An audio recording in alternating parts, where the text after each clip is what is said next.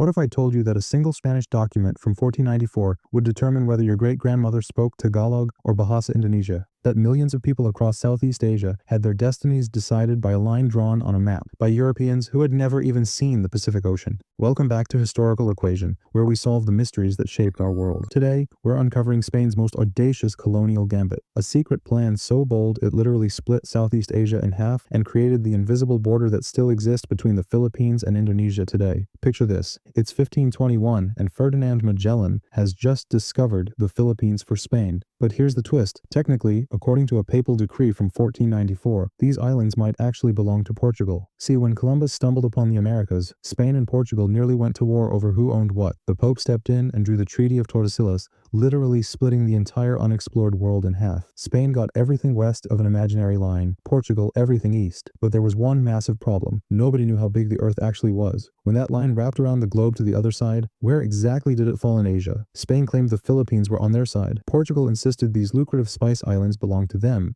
Here's where it gets absolutely wild. Spain didn't just want the Philippines. They wanted to prove these islands were connected to their American empire. They launched one of history's most expensive geographic surveys, spending fortunes to map every island, every strait, every possible sea route.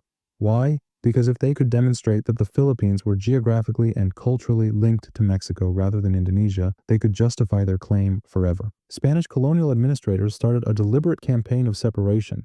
They promoted Catholicism over Islam, introduced Latin script instead of Arabic, and, this is crucial, they actively discouraged trade and cultural exchange between the Philippines and the Indonesian archipelago. Think about it. These island chains are separated by just a few hundred miles of ocean. The same Malay peoples, similar languages, shared maritime traditions. Yet today, the Philippines feels culturally closer to Latin America than to its immediate neighbors. Spain's strategy worked almost too well. By the time they sold the Philippines to America in 1898, they had created an entirely artificial cultural divide that persists today. The Sulu Sea became more than just water. It became a civilizational boundary. On one side, Catholic churches and Spanish surnames. On the other, mosques and Sanskrit-influenced cultures. But here's the kicker. Recent archaeological evidence suggests these regions were actually more connected before European colonization than they are now. Ancient trade networks, intermarriage, shared religious practices, all deliberately disrupted by Spanish policy.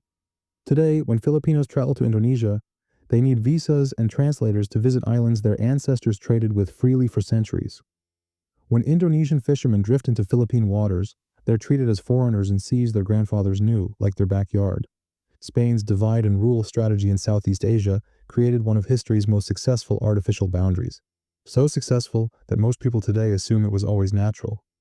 The next time you look at a map of Southeast Asia, remember, that seemingly natural gap between the Philippines and Indonesia, it's not geography, it's the ghost of a 500-year-old Spanish colonial strategy that's still shaping millions of lives today.